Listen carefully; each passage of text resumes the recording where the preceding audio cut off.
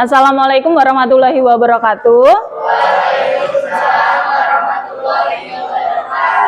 Semangat pagi.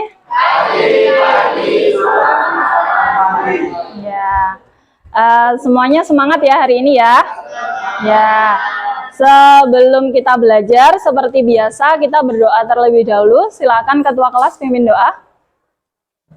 Baik teman-teman, sebelum kita mengawali kegiatan pada pagi hari ini, alangkah baiknya kita berdoa menurut agama keyakinannya masing-masing. Doa mulai.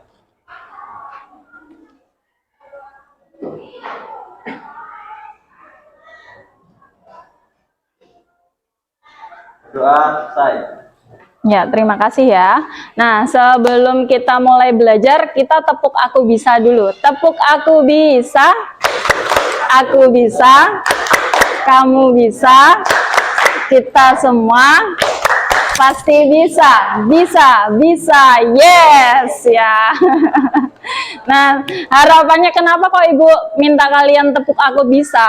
Harapannya kita semua kalau melakukan sesuatu dengan usaha yang sudah kita lakukan, kita bisa mendapatkan hasil yang sesuai kita inginkan ya. Harapannya semua cita-cita kalian nantinya juga bisa tercapai. Jadi semangat terus, berusaha semaksimal mungkin agar semua yang kalian inginkan bisa tercapai, gitu ya. Nah, hari ini kita akan belajar tentang teori tumbukan dan energi aktivasi.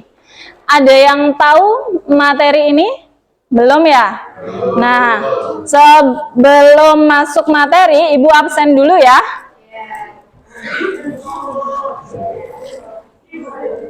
Ahmad Yusuf, Alesia, Amanda, Amelia, Aneza, Anissa, sakit ya? Apri, Cut Balkis, Diki Chandra, sakit. Dimas, Dinda, Eka Fitri, Vera, Viko, Hanifah, Ikvi. Materi, Ibu ingin menanyakan kembali tentang materi sebelumnya. Ada yang masih ingat apa itu reaktan? Semakin bertambahnya waktu, semakin berkurangnya reaktan dan bertambah produk. Iya, berkurangnya konsentrasi reaktan per satuan waktu atau bertambahnya konsentrasi produk per satuan waktu, gitu ya. Nah, hari ini KD yang ingin kita capai yaitu menjelaskan faktor-faktor yang mempengaruhi laju reaksi. Masih sama ya KD-nya, KD 3 dan KD 3.6 dan KD 4.6. Nah, indikator yang ingin dicapai yaitu mengetahui teori tumbukan dan energi aktivasi, kemudian mengidentifikasi tumbukan yang menyebabkan reaksi kimia. Selanjutnya melakukan penelusuran tentang pengaruh dari berbagai faktor laju reaksi yang dijelaskan oleh teori tumbukan. Nah, di sini ada berita tentang kebakaran gudang kembang api. Ini silahkan diperhatikan. Gudang penyimpanan bahan kembang api di kota. Gudang penyimpanan bahan kembang api di kota Palu, Jawa Timur. Gudang kembang api tersebut berada di Kelurahan Demangan, Kecamatan Taman, Kota Madiun. Gudang berisi bubuk mesiu atau bubuk aluminium powder yang merupakan bahan baku utama pembuatan kembang api. Dugaan sementara kebakaran terjadi akibat suhu panas yang membakar bahan baku kembang api itu saat sedang dijemur. Di lokasi gudang sendiri tidak memiliki instalasi listrik. Tidak ada korban jiwa dari kebakaran ini. Lokasi kebakaran juga jauh dari pemukiman warga.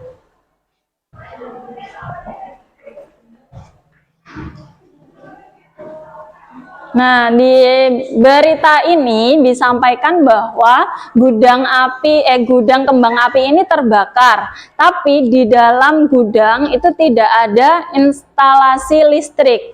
Nah, kira-kira apa yang menyebabkan gudang kembang api ini bisa terbakar? Kan katanya terbakarnya pada saat kembang api ini dijemur ya. Nah, kenapa kok kembang apinya dijemur bisa menyebabkan kebakaran? Terus namanya kebakaran itu pasti reaksinya kan sangat cepat ya. Nah, kok bisa reaksinya itu sangat cepat? Lah, untuk mengetahui itu kalian akan belajar tentang teori tumbukan. Nah, untuk itu sekarang semuanya kan sudah duduk di bangku kelompok masing-masing. Ibu bagikan LKPD dan handout. Nanti silakan didiskusikan bersama teman-teman kalian. Di sini sudah ada langkah-langkah yang harus kalian lakukan. Nih ya, Ibu bagikan LKPD dan handout-nya.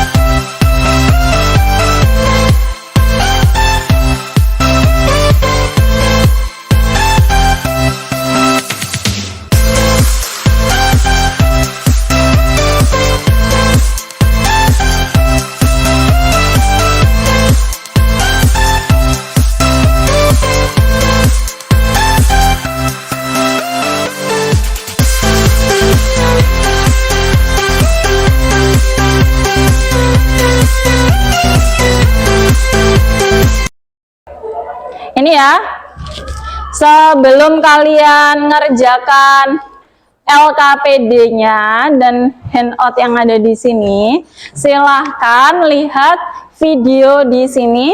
Di sini ada penjelasan tentang teori tumbukan dan energi aktivasi.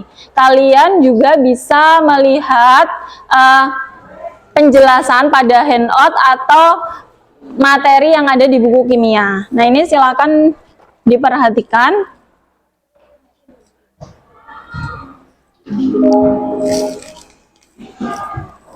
Reaksi-reaksi kimia berlangsung dengan laju yang beraneka ragam.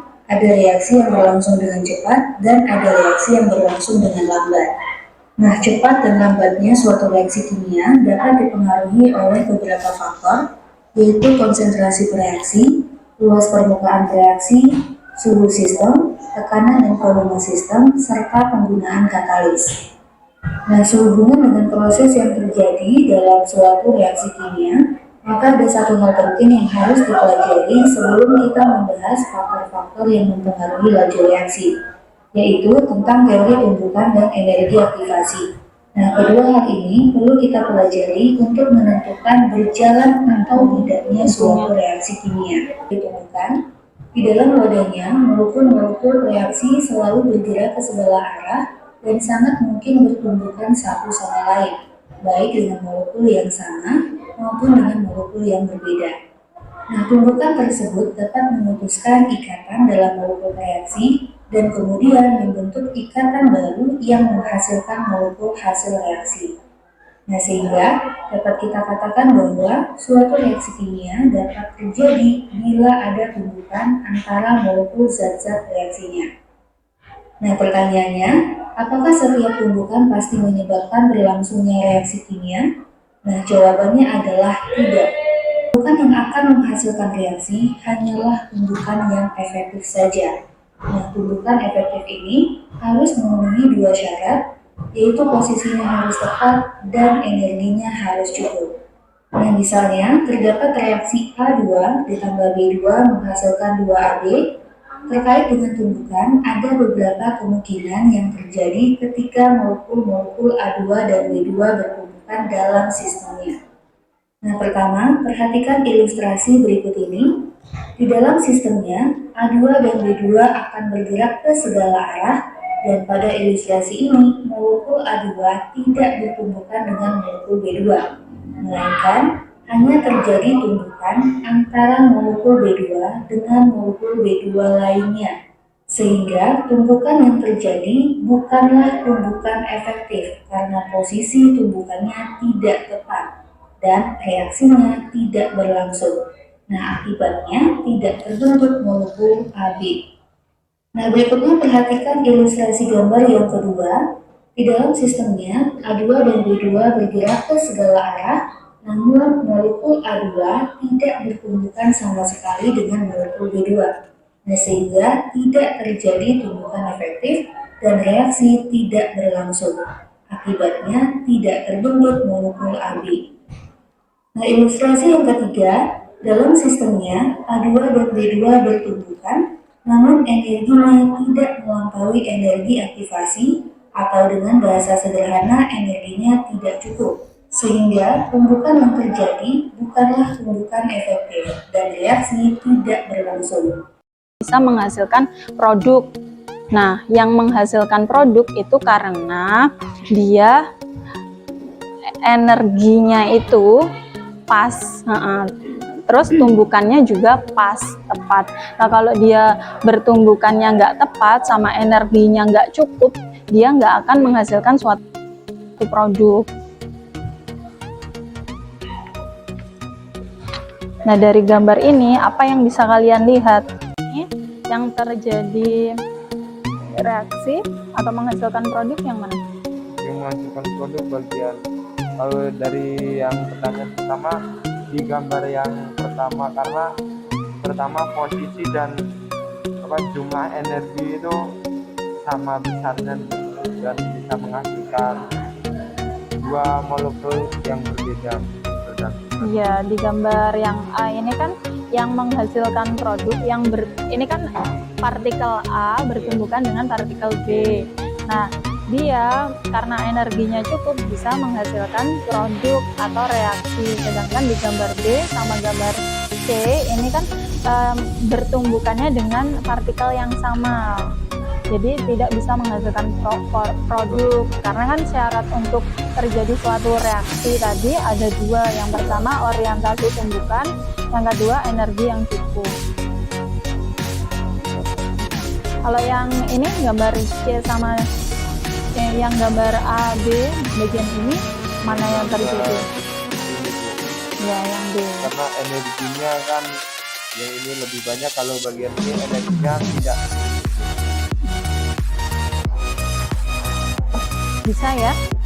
Oh, ini kondisi transisi, ini kondisi akhir. Nah, kalau kondisi akhirnya lebih rendah dibandingkan kondisi awal, berarti ini reaksinya eksoterm. Tapi kalau kondisi akhirnya lebih tinggi dibandingkan yang awal, berarti dia endoterm. Gitu.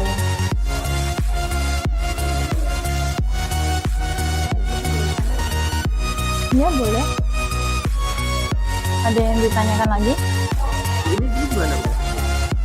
Ini kan dari informasi yang telah kamu dapat di atas, tulislah hubungan setiap faktor tersebut dengan tumbukan secara singkat. Tadi kan ada 4 faktor.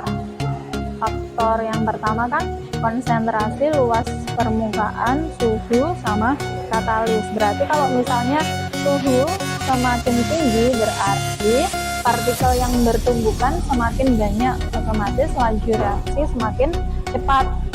Nah, kalau yang kedua, luas permukaan ini, semakin besar luas permukaan bidang sentuhnya, berarti partikel yang bertumbukan ini semakin banyak, sehingga menyebabkan laju reaksi semakin cepat.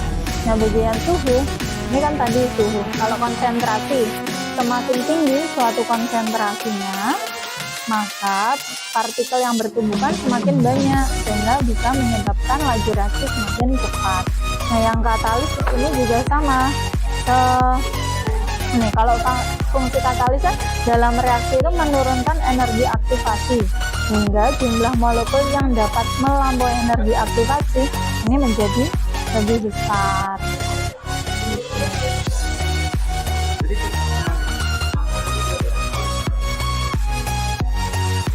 Gambar B, karena yang ini kan misal partikel C dengan AB. Nah, ini yang menghasilkan produk yang bertumbukan beda partikel, ini kan C sama B ini kan. Nah, kalau yang ini kan enggak, karena energinya ini lebih sedikit sehingga tidak cukup untuk terjadi tumbukan. Nah, kalau yang gambar B ini ya, energinya kan besar, otomatis energinya cukup untuk terjadi tumbukan. Tadi kan syaratnya terjadi reaksi atau bisa menghasilkan produk ada dua, orientasi tumbukan sama atau tumbukan yang tepat sama energi aktivasi yang cukup. Nah, kalau di sini energinya lebih besar, ini anggap energinya lebih besar. Nah, dia berarti ada tumbukan efektif juga dengan menghasilkan suatu produk ini. Sudah habis ya, sudah 30 menit kalian diskusi. Sekarang kita presentasi masing-masing kelompok, nanti silakan presentasi jawaban dari diskusi kelompok kalian masing-masing. Siapa yang mau presentasi duluan?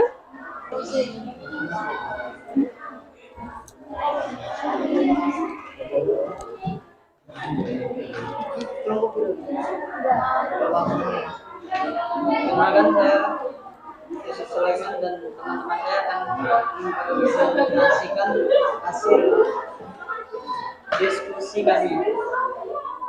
Dari ketiga gambar yang di atas, maka yang mengalami beban efektif berikanlah penjelasan. Ini saya jawab gambar pertama. Karena dua molekul A yang bertumbukan memiliki energi mencukupi dan posisinya yang strategis untuk menghasilkan energi yang baru. Yang kedua, dari kedua gambar di atas, manakah yang mengalami tumbukan efektif? Berikanlah penjelasannya. Oke, yang nomor 2 ini saya jawab gambar kedua, karena nanti molekul yang bertumbukan memiliki energi yang mencukupi untuk menghasilkan energi yang baru. Ya, terima kasih. Setelah kamu mengetahui apa itu energi aktivasi, cobalah kamu jelaskan apa yang terjadi pada gambar ini, yaitu terjadi energi aktivasi di mana reaksi awal, transisi, dan akhir reaksi di atas disebut reaksi eksoterm karena reaksi awal lebih tinggi dari reaksi akhir. Tuliskan pertanyaan yang ingin kamu ketahui jawabannya. Pertanyaan berhubungan dengan tumbukan aktif dan energi aktivasi. Itu apa itu tumbukan aktif dan apa itu energi aktivasi. Dari ketiga gambar di atas, manakah yang mengalami tumbukan efektif? Berikan penjelasannya. Yang A atau yang pertama, karena reaksi A dan reaksi B ada tumbukan efektif dan energi yang cukup sehingga A menghasilkan produk yang berbeda. Yang kedua, dari kedua gambar di atas, manakah yang mengalami tumbukan efektif? Berikan penjelasanmu. Yang B, karena reaksi A, B, C, tumbukan dan energi yang besar atau cukup sehingga menghasilkan produk. Dari informasi yang telah kamu dapat di atas, tulislah hubungan setiap faktor tersebut dengan tumbukan secara singkat. Yang pertama, A, konsentrasi. Jika konsentrasi semakin besar, maka jumlah partikel semakin banyak sehingga akan tersusun lebih rapat.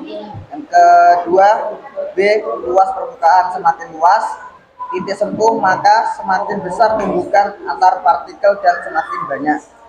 Yang C, suhu. Partikel dalam zat selalu bergerak. Yang D, katalis, yaitu menurunkan energi aktivasi sehingga jumlah molekul yang dapat melampaui energi aktivasi menjadi lebih besar. Tuliskan pengertian kata-kata di bawah ini menggunakan kata-katamu sendiri. Tumbukan adalah pertemuan partikel-partikel reaksi sebagai suatu tumbukan. Yang kedua, energi aktivasi adalah energi minimum yang harus dimiliki oleh partikel reaksi sehingga menghasilkan tumbukan yang aktif. Yang ketiga, tumbukan aktif. Tumbukan aktif adalah tumbukan yang dapat menghasilkan reaksi kimia dengan syarat orientasi tumbukan molekul harus tepat. Tuliskan kejadian yang pernah kamu lihat atau kamu alami yang berhubungan dengan tumbukan dan jelaskan. Yaitu melihat berita gudang kembang api kebakaran. Gudang tersebut terbakar diduga akibat suhu panas saat bubuk mesium dijemur. Ya, terima kasih. Ya, tepuk tangan untuk semuanya. Nah, terkait pertanyaan yang sudah disampaikan teman kalian tadi, yang pertama, apa yang dimaksud dengan tumbukan efektif? Yang kedua, apa yang dimaksud dengan energi aktivasi? Nah, jawabannya itu kita bisa lihat dari gambar. Pada gambar pertama, kalau kita perhatikan, ini bagian pertama ini bisa menghasilkan suatu produk atau reaksi. Sedangkan bagian gambar B dan C ini tidak bisa menghasilkan produk karena dia bertumbukan dengan partikel yang sama. B dengan B dan A dengan A, sehingga tidak bisa menghasilkan suatu produk. Nah, suatu produk ini bisa dihasilkan karena syarat tadi sudah terpenuhi. Bisa menghasilkan produk karena dua syarat yang terpenuhi itu apa? Yang pertama, adanya tumbukan yang efektif atau orientasi tumbukan. Yang kedua, karena energi aktivasinya cukup. Nah, gambar di sini, gambar A dan B, yang menghasilkan produk yang mana? Ya, yang B. Di sini terlihat bahwa energinya juga lebih besar dibandingkan pada gambar yang A. Dan partikel tumbukannya dia juga tepat sehingga bisa bertumbukan dengan partikel yang lain sehingga bisa menghasilkan suatu produk. Nah, sekarang kesimpulan. Ada yang bisa menyimpulkan?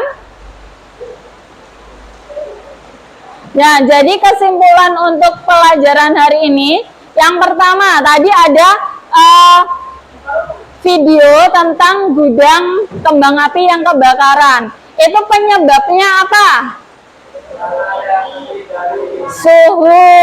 Ya, karena pada saat kembang api itu dijemur, dia kena panasnya dengan suhu yang tinggi. Nah, suhu yang tinggi ini bisa mempercepat proses reaksi karena partikel tumbukannya semakin banyak. Nah, yang kedua, tumbukan efektif. Tumbukan efektif itu apa?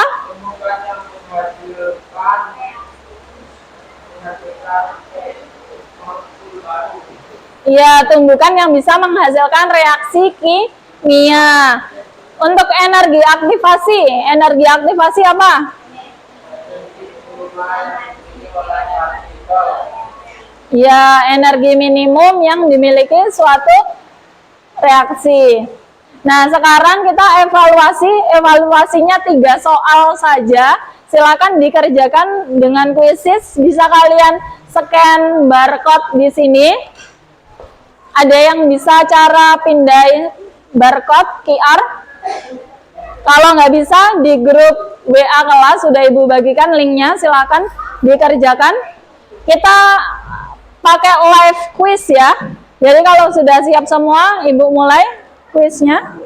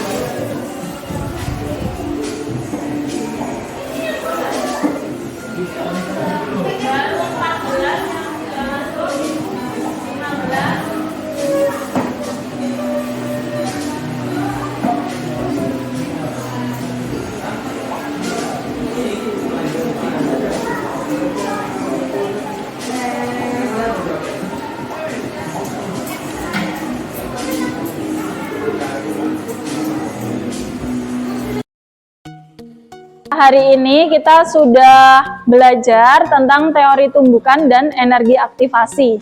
Tadi ada beberapa materi yang menurut Ibu itu sangat bermanfaat untuk kehidupan kita sehari-hari ya. Jadi materi kimia itu sebenarnya erat kaitannya dengan lingkungan sekitar kita. Jadi semua yang ada di sekeliling kita itu sebenarnya merupakan reaksi kimia, termasuk di dalam tubuh kita itu kan sebenarnya ada terjadi reaksi kimia. Jadi ilmu kimia itu sangat bermanfaat sekali jika kita ingin belajar lebih dalam lagi. Untuk hari ini mungkin itu saja yang bisa Ibu sampaikan ke kalian. Yang lebihnya mohon maaf. Untuk mengakhiri pelajaran hari ini, silahkan pimpin doa terlebih dahulu, Ketua Kelas.